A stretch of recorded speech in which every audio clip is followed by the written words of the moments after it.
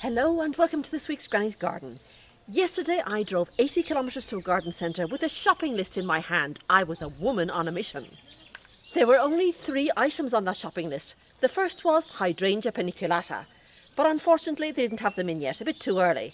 So I'm going to have to wait and be patient, and that's not a good trait of mine. Item number 2 on the list was Rosa Banksiae Alba, because I want to make a rose fountain. To do this, the first thing I need is a structure, a very tall structure. So you either need a very, very tall, slim obelisk, or in this case, I'm going to use a tree. This tree is about 80% dead. As you can see, the bark is peeling and it is riddled with holes. This is a small tree, so there's no danger of big limbs falling down on top of you. Maybe an occasional twig. In order to make my rose fountain, I need something that is so vigorous that it's capable of going up a full 12 feet into the air, right up the centre of that trunk, and then a further 12 feet cascade out, like as if it was water. The geyser and the falling of the water. And for that, this rose is absolutely perfect. Each whip can reach about 20 to 25 feet, and it's got no thorns. Well, maybe 1 or 2, but that's it. In fact, the US houses the single largest rose bush in the world, and it is a Lady Banks rose, and it is the Alba version, like the one I've got here. It covers 5,000 square feet. That's, in European terms, is about 460 square metres. Absolutely amazing. And it's in Tombstone in Arizona. And please, if any of you guys out there have actually seen it in person or in the flesh, so to speak, please write it in the comments, because it must be absolutely incredible. Now, most people visiting Tombstone in Arizona would probably be visiting the OK Corral, but we're gardeners. And a single rose bush that covers 5,000 square feet? Oh yeah. You know where we're going to be. Now at the moment I'm in the process of changing this entire border to a rose border. It's the sunniest part of the garden, and it gets the sun coming in from the east in the morning and from the west in the evening. And at the moment it's a complete mix match of plants. Sometimes the right plant, but definitely in the wrong place. This border also contains no less than 3 evergreen Mediterranean myrtles. These babies. The problem with these babies is that they grow 8 to 10 feet tall and 8 to 10 feet wide. This border is about 3 feet and in some places 4 feet wide.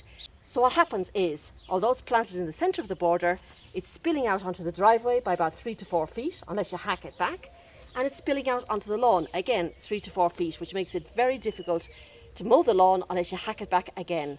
So I'm in the process of removing them. It's now the following day, and I just had to start with this view of the garden, which is completely new for me. My husband spent yesterday removing the last of the evergreen myrtles along this border, the future rose border, and what a difference it's made. The whole garden is open. I can get a view from the driveway as soon as I come in the gate, right to the end of the garden, or the end of the front garden. The idea I have for this area is to have these hybrid tea roses the full length, underplanted with, depending on the season, with either bulbs or columbines or violas. I've also got some Chinese plumbago in there, which I'm going to increase as well. So there's always going to be some low-lying interest underneath these shrubs. And of course then I'm going to have the rose fountain right in the centre. I think it's actually going to look quite lovely. Now what I need to do is get planting. This is the Lady Banks Alba, or the Rosa Banksiae Alba. And as you can see, it's already a very healthy looking plant. Now, in order to achieve the rose fountain effect I'm looking for, it needs to be a rambler and not a climber. So I'm just going to explain very, very quickly the difference between climber and rambler. Now, this is a climbing rose. The blooms are larger than the rambling rose. The stems are a lot sturdier and thicker. It blooms prolifically around about May, June, and then it'll keep blooming throughout the year.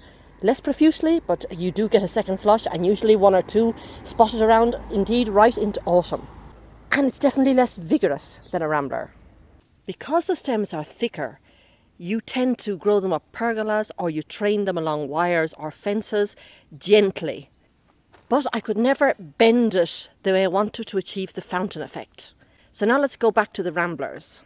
The rambling roses are extremely vigorous, and in the case of the Lady Banks Alba, even more so. What is very important is the flexibility of the branches. Look at this. So what I'm going to do is bunch it together, let it go the whole way up that central trunk, and when it gets to the top, then I'm going to leave it free.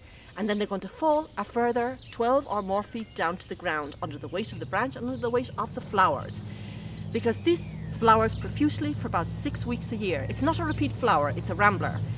There are some ramblers that are exceptions to the rule, but in general, they only bloom once. But when they bloom, oh my goodness, it is 6 weeks of thousands of flowers bunched around. Can you imagine what it's going to look like when you get a cascade of flowers? Now, if this was a healthy tree, which it's not, you could in actual fact plant a rambling rose just to literally let it ramble in among the branches and the leaves, and it would still have a beautiful effect. It wouldn't be a rose fountain, but it would be a beautiful effect anyway. If that is the case and you wanted just to plant a rambling rose to ramble among your healthy tree, then what I would suggest is instead of planting it near to the trunk, you pull back a bit so you aren't in competition with healthy roots, and then lean a cane or some sort of ladder structure towards the centre, and then it'll go whoomp straight up, and as soon as it hits the branches it'll start mingling in among the leaves and the branches, and it'll look lovely anyway. In my case, I want to get it as close as possible to this trunk. If I can't get it right beside it, I'll pull back a bit.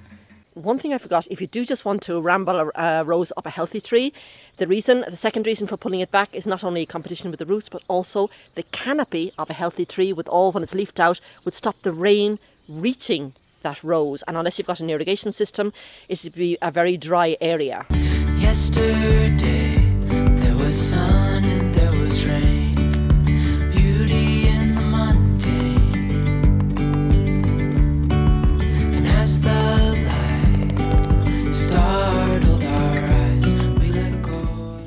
Now you will have noticed that I did not plant this vertical. I deliberately planted it completely inclined towards this trunk and made sure there's no air pockets below or beside. It's now touching the trunk, the cane is touching the trunk, so the first thing I want to do is loosen the transport ties because they tend to be far too tight. Actually in this case they're not, they've actually put them on quite well. It's a soft tie and it's quite loose, but either way I prefer to loosen them completely. And then start tying this top part into the trunk itself. Now I just want to get in close to show you. In 3 different places I put a very fine covered wire around the trunk of the tree. It's very fine, but it's not going to touch the plant, and I'll show you now in a minute how. At the moment I've got 3 different levels. I've just pulled it back a bit so you can see those 3 different levels. I've got one here at this level, one here at this level, and then one here just as the top of the canopy begins. And as it progresses, I'm going to be putting some up the central part of the trunk. Now the next thing I need are plant ties. The type you use on tomato plants, they usually come in 2 different sizes. This size, which is the small one, and then of course the larger size. But because this rose has got very narrow stems, this is sufficient. With this method, I don't have to go straight up now, I can actually start going round. And where it meets one of the ties, I can actually hold it in. So, first one here, it's nice and loose. So I want to get the stem into this part so it doesn't get damaged, like that. You see there's plenty of room. And now I just tie it into the wire, and that's that. Now just to give you a close-up, I'm going to do it on a very thin stem. I normally wouldn't tie in this, but just for demonstration purposes, what you do is just make sure that the stem is going to enter this part so as not to damage the stem. So I just put it there to the side like that. You can see it moves very easily. Clip it into the wire like that, and that's it. And you can do it vertically or you can start winding round. Now this one, although it's reached this level, I wouldn't tie off this part because it'll actually break the top.